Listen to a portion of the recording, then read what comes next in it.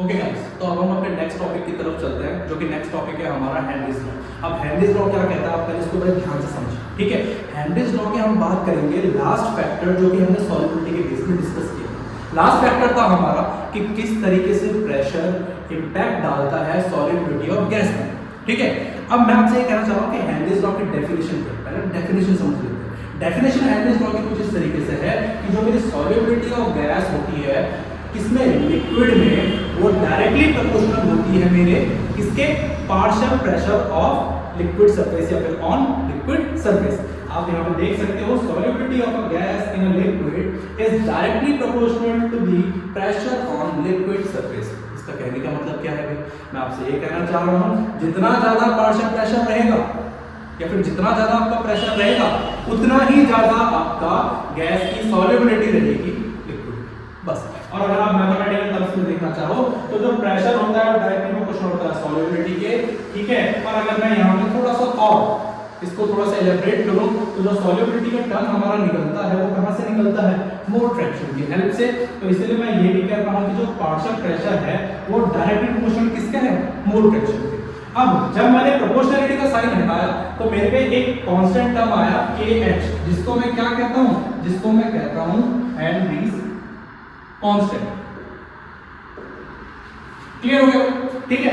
तो मेरे पास एक मैथमेटिकल टर्म बन गया partial pressure equal to KH into chi A, एक ही, क्योंकि सॉल्यूट की ही मोल फ्रैक्शन की बात है, ठीक है, क्योंकि गैस किस फॉर्म में है, सॉल्यूट के फॉर्म में। अच्छा, अब थोड़ा सा ना जरा इसको एग्जांपल के फॉर्म में अच्छे से समझते हैं, हालांकि इसी की एप्लीकेशन के फॉर्म में भी आता है।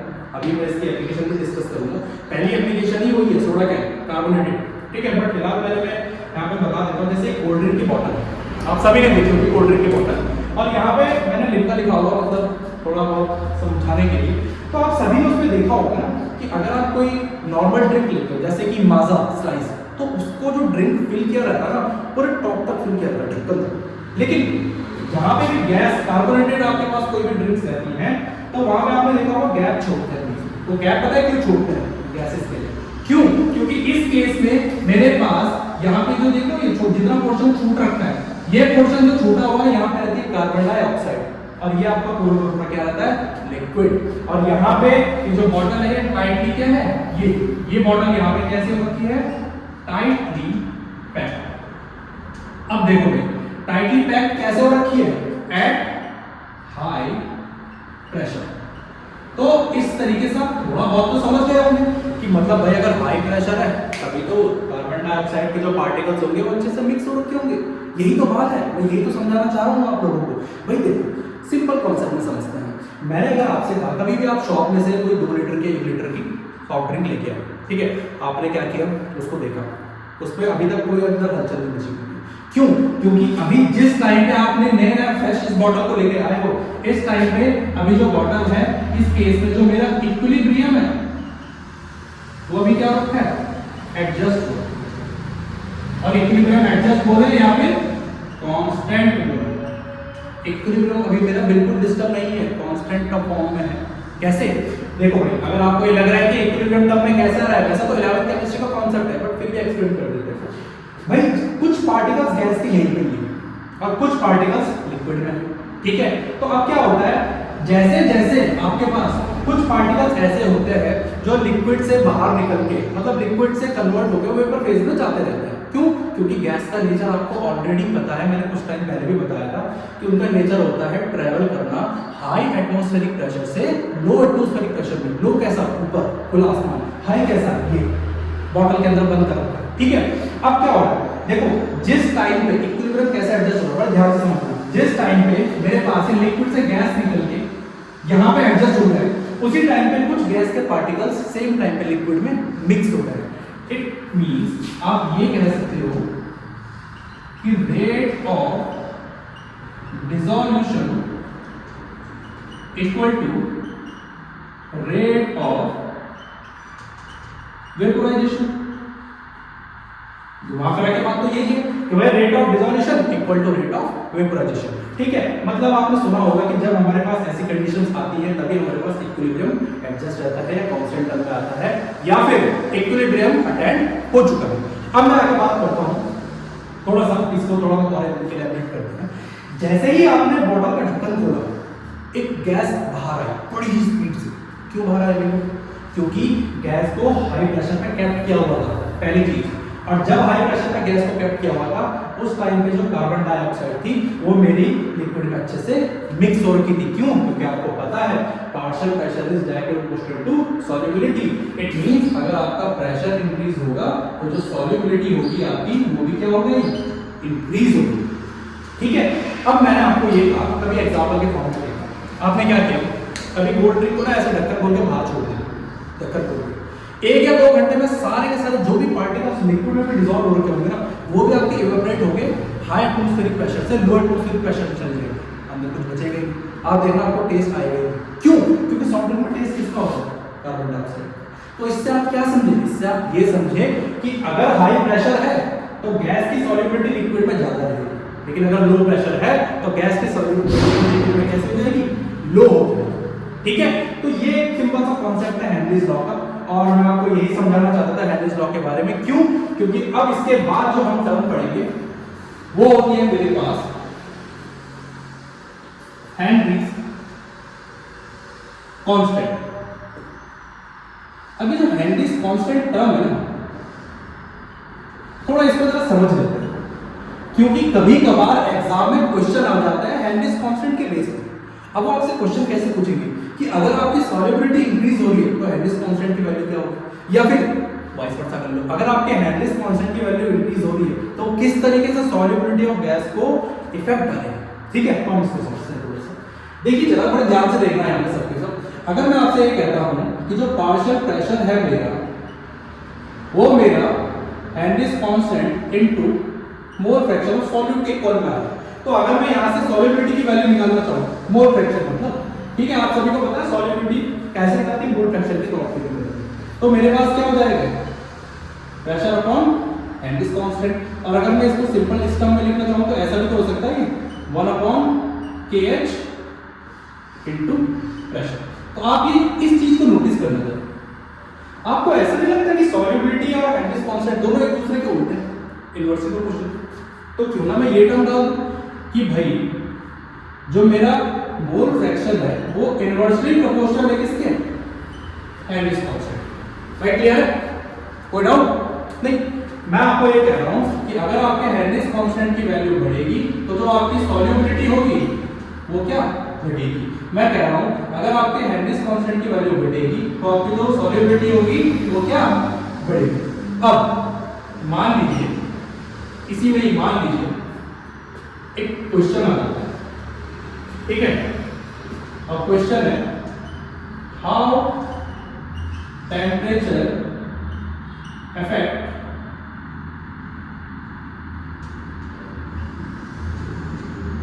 Value of Henry's constant. भाई हमें पता है इसका आंसर कौन बता सकता है? हमें पता है ऑलरेडी कि मेरे पास जो सॉल्युबिलिटी होती है वो डिपेंड करती है, जो हमारे पास सॉल्युबिलिटी होती है वो डिपेंड करती है टेम्परेचर पे। किस तरीके से? Inversely proportional. ठीक है, हम सभी को पता है कि अगर मेरा टेम्परेचर इंक्रीज होगा तो सॉल्युबिलिटी डिक्रीज होगी, और आपको ये भी पता है कि जो सॉल्युबिलिटी होती है वो मेरा इनवर्सली प्रोपोर्शनल होता है kH। तो घुमा फिरा के बात क्या आ रही है? अगर मैं इन दोनों के टर्म को एक दूसरे के साथ कंपेयर करना चाहूं तो आप ये कह सकते हो मेरे पास जो kH की वैल्यू होगी अगर वो इंक्रीज होगी तो जो मेरा टेम्परेचर होगा वो भी तो इंक्रीज होगा। क्यों? क्योंकि एक चीज हमेशा ध्यान रखना, kH is directly proportional to temperature. ठीक है, ये क्यों हुआ मैं आपको पहले से क्लियर कर चुका हूं। हमने पहले वाले केस में पढ़ा था जब हम फैक्टर पढ़ रहे थे सॉल्युबिलिटी का, कि जो सॉल्युबिलिटी होती है वो मेरी इनवर्सली प्रोपोर्शनल होती है टेम्परेचर के, और जो हेनरीज कांस्टेंट की वैल्यू जो हमने अभी पढ़ा वो भी मेरी इनवर्सली प्रोपोर्शनल होती है सॉल्युबिलिटी के। तो घुमा फिरा के बात तो ये याद है ना कि अगर दोनों ही एक दूसरे के इनवर्सली प्रोपोर्शनल है तो हमको क्या समझ में आ रहा है? इट मींस कि अगर टेम्परेचर इंक्रीज होगा तो हेनरीज कांस्टेंट की वैल्यू भी तो क्या हो जाएगी? इंक्रीज हो जाएगी। ठीक है, मतलब देखो यार सिंपल सा टर्म है, अगर आपको अभी भी दिक्कत हो रही है तो आप इसको समझो ना। अगर आपका टेम्परेचर इंक्रीज होगा तो जो सॉल्युबिलिटी आपकी वो क्या हो रही है, डिक्रीज हो रही है। और अगर आपका KH इंक्रीज होगा तब भी सॉल्युबिलिटी क्या हो रही है आपकी, डिक्रीज हो रही है ना। तो क्यों ना मैं इन दोनों को कंपेयर कर दूं, क्योंकि ये तो दोनों केस में कॉमन ही है। तो जब मैं कंपेयर करूंगा तो ऐसा नहीं आएगा कि टेम्परेचर जब मेरा इंक्रीज होगा तो जो मेरी सॉल्युबिलिटी होगी, सॉरी जो मेरा KH होगा वो भी क्या हो जाएगा, increase. It means they both are directly proportional to each other. ठीक है, तो घुमा फिरा के थोड़ा हेनरीज लॉ के बारे में यही बात है। ठीक है, अब हम इसकी एप्लीकेशन के बारे में बात करेंगे। तो फिलहाल मैंने अगर आपको नोट करना है तो आप नोट कर सकते हो। बहुत ही सिंपल टर्म में मैंने इसके मैथमेटिकल टर्म्स को यूज किया है, मैथमेटिकल वैल्यू को मैंने समझाया है। और अभी इसके बाद हम एक या दो अच्छे न्यूमेरिकल भी इसमें करेंगे, बट उससे पहले हम इसकी एप्लीकेशन को चलेंगे। ठीक है,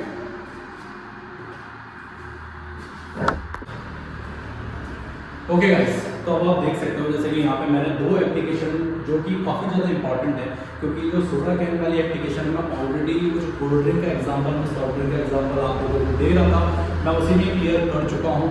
बट कोई इशू नहीं है, मैं एट द एंड इस वीडियो के बाद में मैं उसको भी थोड़ा बहुत और एक्सप्लेन कर दूंगा, डेफिनेशन पोर्शन में यहाँ पे लिख दूंगा ताकि आपको नोट्स मिल जाए।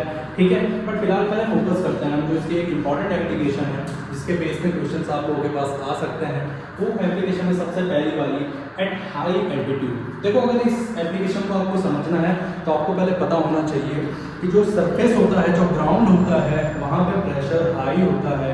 और अगर आप किसी हिल के टॉप में जाते हैं तो वहाँ पे प्रेशर, जैसे जैसे आप टॉप में जाते रहेंगे वहाँ पे वैसे वैसे प्रेशर जो होता है आपका वो लो होने लग जाता है। ठीक है, तो बस इतना ही इनफ है आपका समझने के लिए, क्योंकि आपने कभी माउंटेनर्स जो माउंटेन्स को चढ़ते हैं, हाइकर्स होते हैं जो चढ़ते रहते हैं, ठीक है, क्लाइंबर्स होते हैं जो, ठीक है, तो वो कभी भी आप उनको देखना वो अपने साथ ना ऑक्सीजन सिलेंडर कंटेन करके चलते हैं, ताकि अगर वो माउंट के टॉप पे पहुंचे भी, ठीक है, किसी पहाड़ी इलाके के बिल्कुल टॉप में पहुंचे भी, तो उनको सांस लेने में दिक्कत ना हो। इसका सिंपल सा कॉन्सेप्ट है, हेनरीज लॉ ही आपको एक्सप्लेन कर सकता है। ठीक है, आपको यहाँ पे दिख रहा होगा छोटा सा डायग्राम, ये है मेरे हिल का बिल्कुल सरफेस, नीचे जो ग्राउंड है, यहाँ पे प्रेशर हाई है और आपको ऑलरेडी पता है अगर प्रेशर हाई होता है तो solubility of a gas in a liquid वो भी हाई होती है। ठीक है, मैंने यहाँ पे थोड़ा गलत लिख लिया था लो, क्योंकि डायरेक्टली प्रोपोर्शनल होता है। ठीक है, अब देखो गैस कौन सी है, ऑक्सीजन, लिक्विड कौन सा है, हमारा ब्लड। ठीक है, अब जैसे जैसे आप यहाँ पे पहाड़ी से ऊपर चढ़ते रहोगे, जैसे जैसे आप पहाड़ी से ऊपर चढ़ते रहोगे, टॉप तक जाओगे, वहां तक जाते जाते आपकी बॉडी में जो ऑक्सीजन लेवल होगा वो भी क्या होता जाएगा। क्यों? क्योंकि धीरे धीरे ऊपर जो प्रेशर है वो लो होता जा रहा है, जिससे सॉल्युबिलिटी भी क्या हो जाएगी आपकी, लो हो जाएगी, जिस वजह से वहाँ पे जो माउंटेनर्स होते हैं, जो हाइकर्स होते हैं, जो क्लाइंबर्स होते हैं, उनको कभी कभार हेलुसिनेशन जैसी प्रॉब्लम देखने को मिलती है, सफोकेशन जैसी प्रॉब्लम देखने को मिलती है, जिस वजह से उनकी डेथ भी हो सकती है। तो अगर आप इस एप्लीकेशन में देखोगे, मैंने यहाँ पे अच्छे से एक्सप्लेन किया हुआ है कि pressure decrease at higher altitude, so there will be less oxygen dissolved in blood stream, जो कि मैं आपको भी कुछ देर पहले वही समझा रहा था। जैसे जैसे आप टॉप में जाते रहोगे वैसे वैसे आपका प्रेशर जो होगा वो लो होता जाएगा। अब प्रेशर लो होने की वजह से जो आपकी सॉल्युबिलिटी होगी ऑक्सीजन लेवल की, किसमें, आपके ब्लड में, वो कम होती जाएगी, जिस वजह से क्या हो सकता है, hence they need to carry oxygen cylinder with them, इसीलिए तो उनको ऑक्सीजन लेके जाना पड़ता है, ऑक्सीजन सिलेंडर। और इसी वजह से क्या होता है, lower oxygen level in blood में कॉज सफोकेशन एंड डेथ। ठीक है, तो यही प्रॉब्लम है। अगर कभी आपको बोर्ड में क्वेश्चन आता है कि जो माउंटेनर्स होते हैं उनको टॉप में सफोकेशन या फिर हेलुसिनेशन ऐसी प्रॉब्लम्स क्यों आती हैं, तो उसका सीधा सिंपल आंसर ये आपके सामने है। ठीक है, तो एक बहुत छोटी सी एप्लीकेशन थी, बट जो अब आने वाली एप्लीकेशन है दूसरी, वो है हमारे पास इन डीप सी डाइविंग। अभी बहुत इंपॉर्टेंट है, देखो अगर मैं आपसे कहूँ कि प्रेशर जो लो होता है वो होता है बिल्कुल माउंटेन के टॉप में, और अगर प्रेशर बहुत ही ज़्यादा हाई चाहिए तो वो होता है डीप सी में। ठीक है, अगर मैं आपसे कहूँ कि यहाँ पे इस छोटे से डायग्राम को देखो, अगर मैं आपसे कहूँ कि ये लिक्विड का सरफेस है, मतलब आप बोल सकते हो कि सी का सरफेस है, समुद्र का ऊपरी हिस्सा है। ठीक है, वहाँ पे मेरा प्रेशर लो है, तो वहाँ पे जो सॉल्युबिलिटी रहेगी वो भी लो ही रहेगी। बट ध्यान रखना, जैसे जैसे जैसे आप पूरे डीप सी में जाते रहोगे वैसे वैसे आपकी जो प्रेशर रहेगा वो इतना ज़्यादा हाई होता जाएगा और सॉल्युबिलिटी भी आपकी क्या होती जाएगी, हाई होती जाएगी। मतलब आप इस तरीके से कह सकते हैं कि अगर आपने बिल्कुल समुद्र की गहराइयों में जाते हुए प्रेशर को मेंटेन नहीं किया तो कुछ इस तरीके से सीन हो सकता है कि जैसे फाइनल डेस्टिनेशन वाली मूवी आप लोगों ने देखी होगी, या दो ट्रकों के बीच में या दो बिल्डिंगों के बीच में इंसान आ जाएगा और इस तरीके से आपकी बॉडी पूरी पिचक जाएगी। ठीक है, तो ये बस सिंपल से कहने की बात है, इसीलिए वो लोग ऑक्सीजन सिलेंडर को कंटेन करके चलते हैं। ठीक है, बट इस चीज में यहाँ पे पॉइंट समझिए, जैसे ही वो समुद्र की गहराइयों में जाते हैं, जैसे ही आपने देखा होगा जो डाइवर्स होते हैं वो समुद्र की गहराइयों में जाते हैं तो इनहेल करते हैं। क्या इनहेल कर रहे हैं? वो ऑक्सीजन लेवल को इनहेल कर रहे हैं। ठीक है, लेकिन साथ में ही जब ऑक्सीजन लेवल उनकी बॉडी में जा रहा है, ठीक है, क्योंकि नीचे तो ऑक्सीजन है नहीं, तो क्या सिलेंडर से ऑक्सीजन इनहेल करेंगे।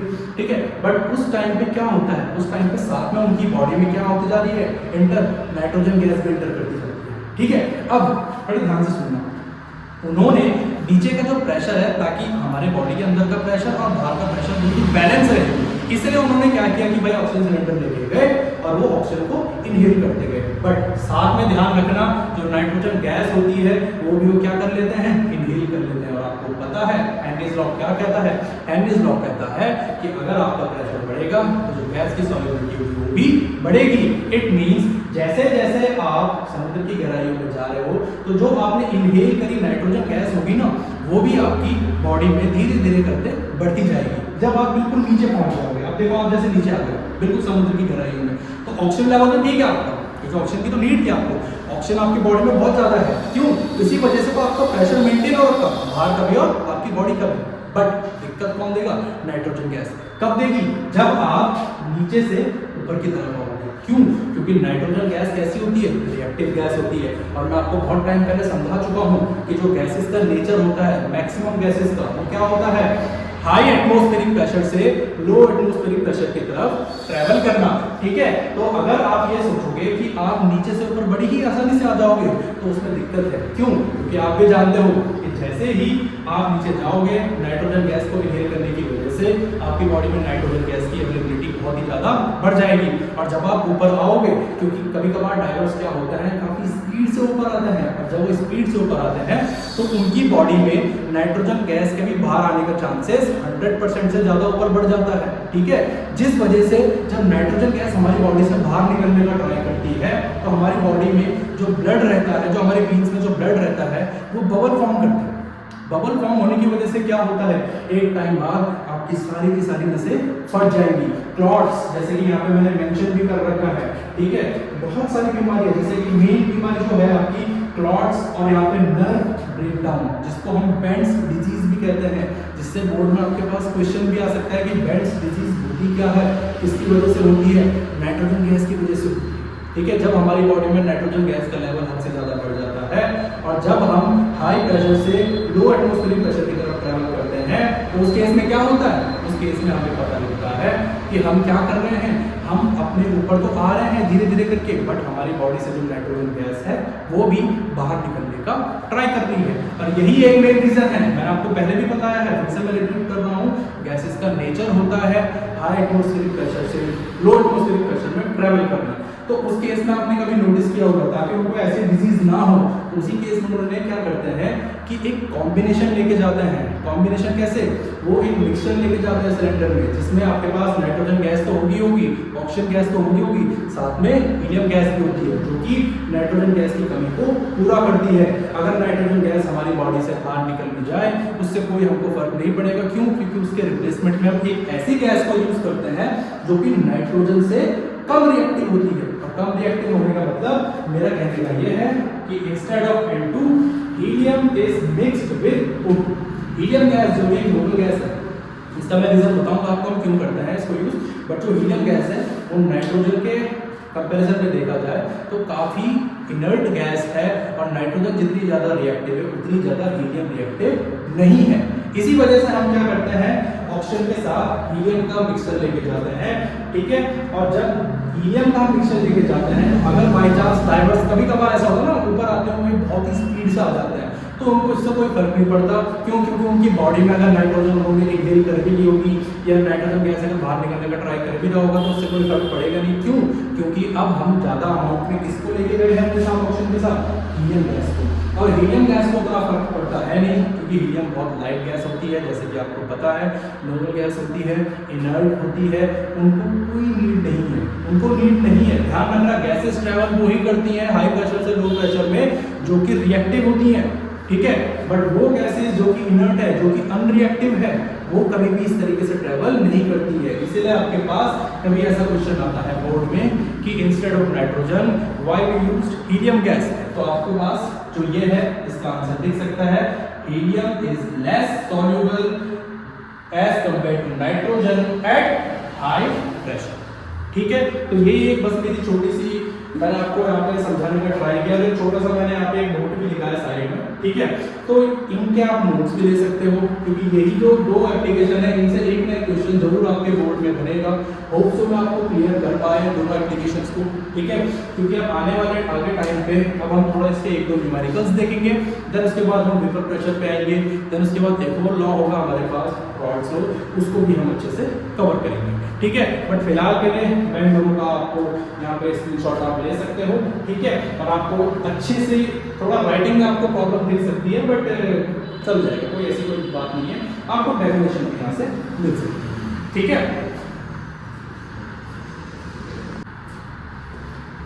ठीक है गाइस, तो जैसे कि मेरे पास जो लास्ट एप्लीकेशन है हेनरीज लॉ की, जो कि मैं ऑलरेडी पहले डिस्कस कर चुका था, पर थोड़ा बहुत आपको डेफिनेशन की नीड रही होगी, तो डेफिनेशन में मैं ऑलरेडी लिख चुका हूँ। मैं आपको पहले ही बता चुका हूँ, कार्बोनेटेड ड्रिंक्स जैसे कि सोडा कैन हो गया या कोल्ड ड्रिंक्स की बॉटल हो गई, उस केस में क्या होता है, अगर आपका सील पैक बॉटल्स है, ठीक है, तो वहाँ पे जानबूझ के हाई प्रेशर कैप किया जाता है ताकि कार्बन डाइऑक्साइड आपके लिक्विड में अच्छे से मिक्स हो सके। आप लोगों ने भी देखा होगा कि जब आप उस ढक्कन को खोलते हो तो एक आवाज़ आती है, काफ़ी पॉपकी से आवाज़ आती है, मतलब जो कि गैस को बाहर निकल रही है, ठीक है, वही आपकी साउंड हो रही है, वो इतना तेज जो आपकी है, ठीक है। और मैं आपको पहले ही बोल चुका हूँ कि जो गैस बाहर निकलती है, जो साउंड करती है, उनका नेचर होता है हाई प्रेशर से लो एटमॉस्फेरिक प्रेशर में ट्रैवल करना, ठीक है। तो मैंने यही लाइन यहाँ पे यूज कर रखी है कि solubility of carbon dioxide gas in liquid, जिस केस में पार्शियल प्रेशर जो होता है वो डायरेक्टली प्रोपोर्शनल होता है सॉल्युबिलिटी के, ये हमको ऑलरेडी पता है, हेनरीज लॉ बताता है। और हमको यही इस चीज में एक्सप्लेन भी किया जाता है कि जब हाई टाइटली पैक्ड जो बॉटल रहती है और हाई प्रेशर पे कैप्ट किया जाता है CO2 को, तो लिक्विड में उस केस में जो गैस की सॉल्युबिलिटी रहती है वो बहुत ही ज़्यादा हाई रहती है। लेकिन एक बार आप जब ढक्कन खोल देते हो तो गैस सारी की सारी बबल्स के फॉर्म में बाहर आ जाती है और उसके बाद सॉल्युबिलिटी आपकी डिक्रीज हो जाती है। तो आप इसका भी स्क्रीनशॉट ले सकते हो और आप आराम से इस बहुत ही शॉर्ट फॉर्म में मैंने आपको एक्सप्लेन किया है। होप सो आपको हेनरीज लॉ की तीनों एप्लीकेशन अच्छे से समझ में आई हो। अब जो हमारा नेक्स्ट टॉपिक है हम क्या करेंगे, लेकिन उससे पहले हम थोड़ा बहुत इसके बेस में न्यूमेरिकल कर लेंगे, देन उसके बाद हम रॉड्स लॉ को डिस्कस करेंगे and ideal and non ideal solution भी हम इसी वीडियो में डिस्कस करेंगे, क्योंकि ये जो वीडियो रहेगी ये सिर्फ ideal and non ideal solution तक की रहेगी। उसके बाद जो आपका नेक्स्ट वीडियो आएगा इस चैप्टर का वो रहेगा आपका qualitative properties and rights of factor के बेस पे, क्योंकि वो थोड़ा सा लेंथी हो सकती है, उसमें हम न्यूमेरिकल नहीं करेंगे या फिर ऐसा हो सकता है कि मैं न्यूमेरिकल के लिए एक सेपरेट वीडियो लेके आऊँ। ठीक है गाइस, स्क्रीनशॉट ले सकते हैं आप इसका।